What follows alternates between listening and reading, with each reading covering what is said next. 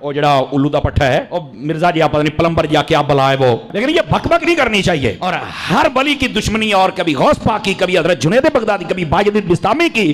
مطلب بندے کو کتا ہونا چاہیے پر انٹرنیشنل کتا تو نہیں نہ ہونا چاہیے. سارے ہی پہ گئے ہیں. میرے پاس کلپ کسی دوست نے بھیجا، کہہ رہا ہے ماں تے شاہی کوئی نہیں ماں کے بارے میں، ماں تے شاہی کوئی نہیں، ماں کیا شاہ بے. او مجھے تب سمجھ آئی. میں سمجھتا تھا یہ تو صرف پیو کوئی نہیں، یہ تو ماں بھی کوئی نہیں، یہ تو کھوتی دا پتر لگ رہا ہے مینوں. یہ تو کسی جانور کا بچہ ہے یار. تیری ماں ہی تینوں پوچھ لیندی، پہلے بزرگاں دا مخالف بنے، ہن تو مینوں پہ گیا یار. ایسا یتیم العلم یزید الفکر خبیث النسل والاصل والعقل مطمئن کمینہ انٹرنیشنل بغیرت. پتہ کیا کہتا ہے یہ سیوطی کیا ہے؟ سیوطی امام جلال الدین سیوطی شافعی رحمت اللہ علیہ آپ کا ذکر ہے. سیوطی کیا ہے؟ سیوطی نے بندے دیکھے انہوں نے. سیوطی میں ماں جیسے منہ پھٹ ایسے بک بک کر رہا ہے. اب میں کیا سن اے سالہ حضرت ملنگ دا جواب سن. تو سیوطی نہیں، تو جہلم دی کتی ہے جڑا ہر بندے نو پے گئی ہے تو، لیکن تینوں پتہ کوئی نہیں نا. تو ساڈی ایک سٹ نہیں پچانی پترا. اس واسطے اپنی زبان بند کر، بکواس بند کر. اب کوئی یہ نہ کہے کہ یہاں قادری صاحب آپ نے تھوڑا سا نا یہ اس کو کتی کہا ہے اور کھوتی دا بچہ کہا. میں کہ وہ آپ مندہ ہی نہیں مانوڑ میں کران کی داس نا.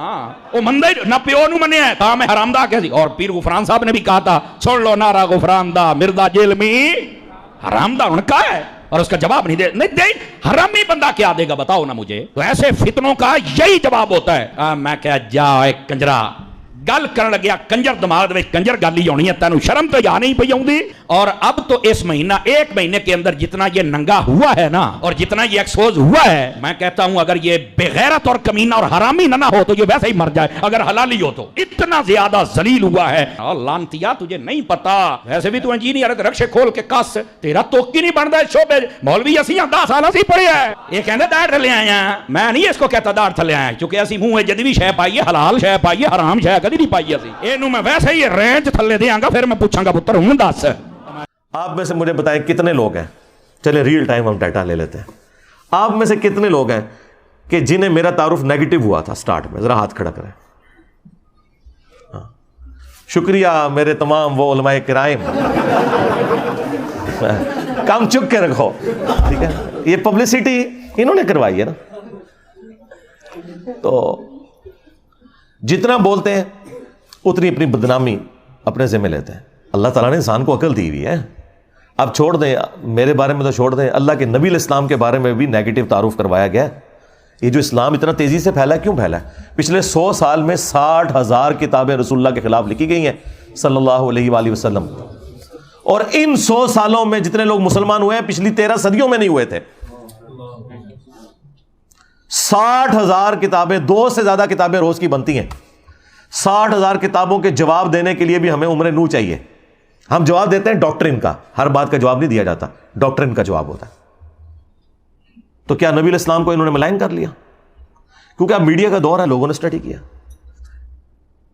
9/11 کے واقعے کے بعد ٹوئنس ٹاور کا جو اٹیک ہوا تھا 2001 میں،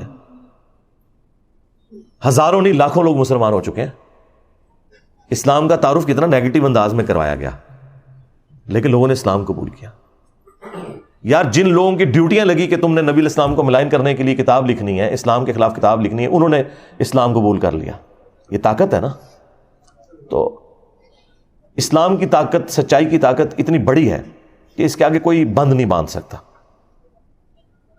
تو ان لوگوں کا شکریہ جو اس طرح کی مخالفت کرتے ہیں. میں نے شروع میں یہ بات کی تھی کہ اگر آپ لوگ چاہتے ہیں کہ آپ کے فرقے 30-40 سال اور نکال دیں تو خاموشی میرے بارے میں اختیار کر لیں. جتنا بولیں گے اتنی جلدی آپ کے فرقے ختم ہوں گے، کیونکہ میں نے تو چپ نہیں رہنا. میں تو ہر بات کا جواب دوں گا اور میں اور ایکسپوز کروں گا. اب تو خیر باتیں ریپیٹ ہی کرنی پڑتی ہیں، آلموسٹ کوئی اعتراض بچا ہی نہیں دنیا کا جو میرے پہ نہ لگایا ہو. تو میں جواب دے چکا ہوں، اب تو مجھے جواب بھی دینے کی ضرورت نہیں پڑتی. پرانے کلپس ہی جوڑ کے ہمارے اسٹوڈنٹس خود ہی جواب دے دیتے ہیں. تو یہ کلپ کاٹنے سے مجھے کوئی نقصان نہیں ہوگا. بار بار مجھے قادیانی کہنا، اس میں سے کیا نکلا ہے؟ انہوں نے نقصان اٹھایا نا. قادیانی یہ کہتے رہے میں نے چشتی رسول اللہ، اشعری رسول اللہ پڑھ کے انہوں نے چولہا لا کے رکھ دی تھی. یہ اس کی وجہ سے ہی ہوا نا سب کچھ.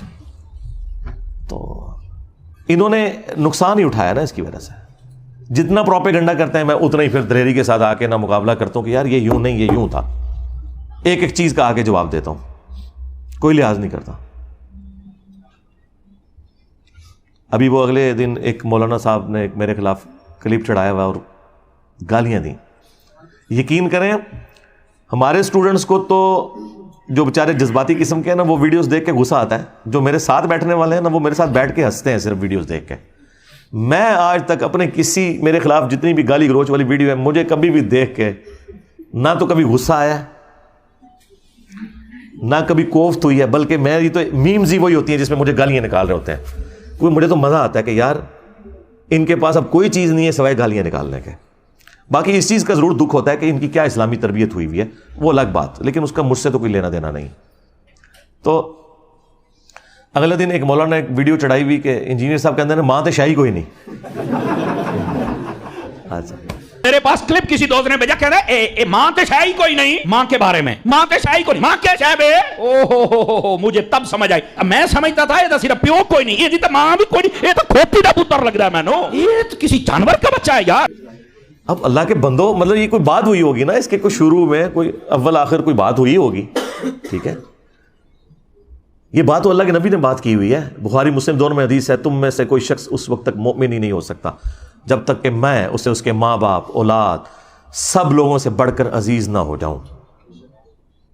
اسی کو میں نے ٹرانسلیٹ کیا کہ جہاں کہیں اللہ اور اس کے رسول کی بات آ جائے وہاں ماں باپ تو شاہی کوئی نہیں. آپ مجھے بتائیں, یہ تو حدیث ہے بخاری مسلم کی. اس کو ظاہر ہے میں نے اپنے انداز میں بیان کیا ہے نا. جو مفکرین ہوتے ہیں یا جو شعراء ہوتے ہیں وہ انہی باتوں کو ایک ڈفرنٹ فارم میں پریزنٹ کرتے ہیں, مطلب وہی ہوتا ہے. صحیح مسلم میں حدیث ہے کہ بے شک اللہ تعالیٰ اس کتاب کی وجہ سے بعض لوگوں کو عروج دیتا ہے اور بعض کو پستی کا شکار کرتا ہے.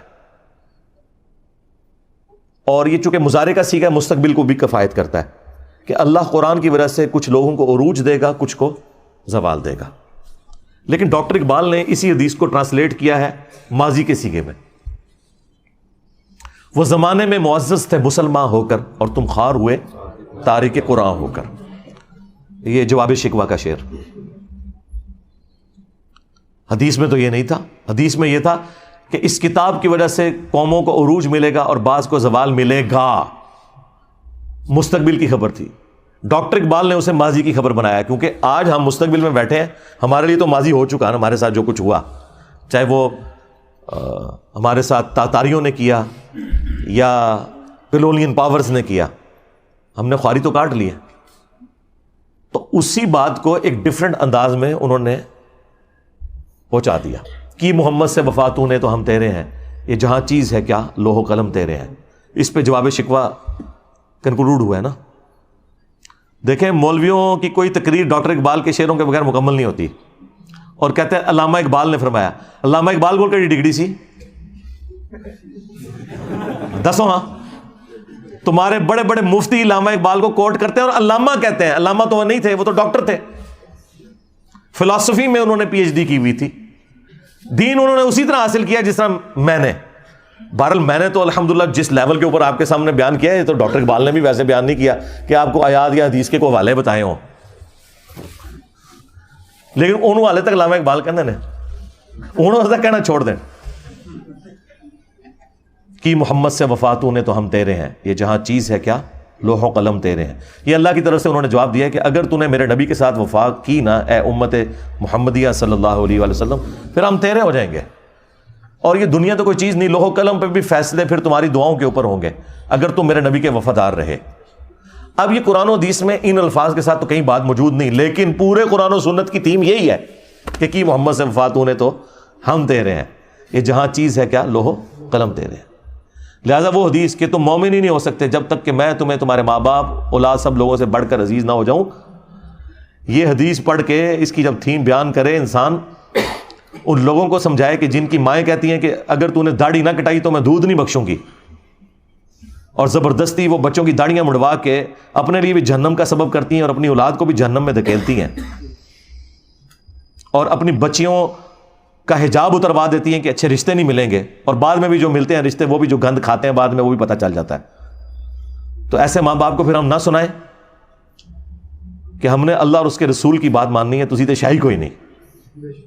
ماں باپ کے ساتھ حسن سلوک کا حکم اللہ نے دیا ہے. اگر ماں باپ اللہ اور اس کے رسول کے باغی ہیں پھر ان معاملات میں ان کی بات نہیں مانی جائے گی. ہاں دنیا میں معروف طریقے سے آپ نے چلنا ہے, ہیومن ڈگنیٹی وائلیٹ نہیں ہوگی. وہ تو سورہ لقمان میں آیا ہے کہ اگر وہ شرک کا کہیں تو تم نے نہیں بات ماننی, لیکن دنیا میں معروف طریقے سے چلنا ہے. اور صحیح بخاری میں حدیث ہے, حضرت ابو بکر کی ایک بیوی کافرہ تھی, اسما بنت ابی بکر کی والدہ, حضرت عائشہ کی جو بڑی بہن تھی.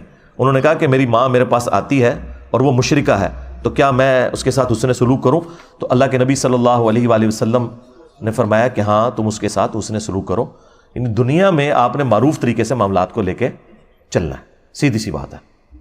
اس طرح آؤٹ آف کانٹیکسٹ تو آپ جس کی بھی چیز کو کاٹتے رہیں, اس کا تو کوئی اینڈ ہی نہیں ہونا, آپ جو مرضی کرتے جائیں. لیکن آپ نے فرق دیکھا, ہمارے اسٹوڈنٹس یہ حرکت کسی کے ساتھ نہیں کرتے اور ہمارے مخالفین کرتے ہی یہی ہیں, اور اپنا لقمہ اس کے منہ میں داخل کرتے ہیں اور پھر کہتے ہیں جی جوڈیشری سے کیسز کیوں فارغ ہو جاتے ہیں. یار جوڈیشری میں جو لوگ بیٹھے ہوئے ہیں وہ ملوٹے تو نہیں ہیں, تمہارے بزرگوں کے عبادت گزار تو نہیں ہیں. جوڈیشری نے تو اپنے معاملات کو لے کے چلنا ہے, انہوں نے آئین اور قانون کے مطابق معاملے کو دیکھنا یہ بات اس طرح ہے یا نہیں ہے, اس کے بعد انہوں نے فیصلہ سنا دینا. ان کو تو اس سے غرض ہی کوئی نہیں ہے. تو یہ اسی لیے اس طرح کی آؤٹ آف کانٹیکسٹ چیزیں فارغ ہوتی ہیں کہ وہ باتیں ویسے ہوتی نہیں ہیں. اور دوسرا, ان چیزوں سے آپ کو یہ پتہ چل گیا کہ ہمارے مخالفین کے پاس نہ اب قرآن بچا ہے نہ سنت بچی ہے کہ وہ پیش کر سکیں ہماری مخالفت میں. پہلے بھی خیر کوئی نہیں تھے پیش کرتے, ابھی بھی کوئی تھوڑا بہت کوئی پڑھن پہ گئے تھے. وہ وجہ صرف یہ ہے کہ میں نے قرآن و سنت بیان کرنا شروع کیا, تو اب یہ جمعے کے خطبوں میں تیاری کرتے ہیں اور کوئی نہ کوئی قرآن کی آیت یا حدیث بیان کر کے کوشش کرتے ہیں کہ پبلک کو بتائیں, ریفرنسز دیں نہ دیں ان کی اپنی مرضی. تھوڑا بہت کوئی ابھی علمی شغف بھی آیا تو ابھی آنا شروع ہے, اچھی بات ہے, ہم اسے اپریشیٹ کرتے ہیں, ایسے ہی ہونا چاہیے. تو اس لیے میں جب کسی ٹاپک کے اوپر بات کروں اور وہاں پہ تفصیلی جواب ریکوائرڈ ہو تو میں بتا دوں گا آپ کو کہ بھی فلاں ویڈیو دیکھ لیں. ہر دفعہ تو میں ہر جواب کو ریپیٹ نہیں کر سکتا, اس کا تو پھر ہم تو یہاں کئی دن بیٹھے رہیں گے سوالات کے جوابات کے لیے. ورڈک دینا یہ میری ذمہ داری ہے, پرچی پڑھ کے آپ تک بات صحیح طریقے سے پہنچانا.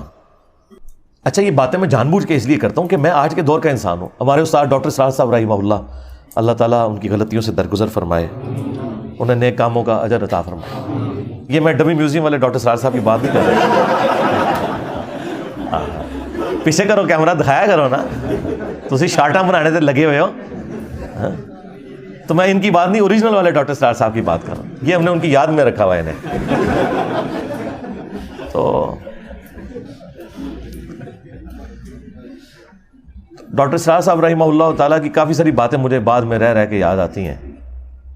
وہ ایک بات یہ بھی کہا کرتے تھے کہ جو بھی نبی الاسلام کے پیٹرن پہ دعوت کا کام کرے گا تو اسے ان تمام تکالیف سے گزرنا پڑے گا جن تکالیف سے اللہ کے نبی الاسلام, ان کے صحابہ اور اہل بیت گزرے ہیں علیہم السلام اجمعین و رضی اللہ عنہم اجمعین.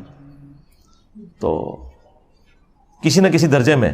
اور دوسرا وہ یہ بات کیا کرتے تھے, وہ کہتے تھے مجھ سے بڑے قرآن کے علماء موجود ہیں لیکن لوگ ان کی تقریر میں بھی عربی خطبے میں ہی جاتے ہیں, اور میں کوئی عالم بھی نہیں ہوں لیکن لوگ میری بات سنتے ہیں. وہ کہتے تھے اس لیے کہ میں MBBS ڈاکٹر ہوں, جس کی وجہ سے میرے پاس دنیاوی تعلیم ہے اور میں آج کے دور کا انسان ہوں. جب میں بات کرتا ہوں تو میری آڈینس کو پتہ چل جاتا ہے کہ یہ کوئی 700-800 سال پہلے کوئی ابن تیمیہ کا شاگرد کہیں سے کوئی لمبی عمر پا کے تو بات نہیں کر رہا, یا کوئی 150 سال پہلے کوئی اشرف تھانوی صاحب کے پاس کوئی بیٹھنے والا کوئی بابا نہیں تھا کہ وہ پرانی اردو میں اور پرانی مثالوں میں باتیں کر رہا ہے, بلکہ وہ فیل کرتے ہیں کہ یہ آج کے دور کا انسان ہے. تو اس میں نے ایک اور چیز ایڈ کر دی ہے کہ چونکہ میری طبیعت کے اندر مزاح ہے, تو میں کوشش کرتا ہوں کہ اس انداز میں بھی, مزاح کے انداز میں بھی کوئی بات کنوے ہو جائے کسی سلوگن کے ذریعے, کسی اور ذریعے سے, کہ آپ کے دماغ میں نقش ہو جائے.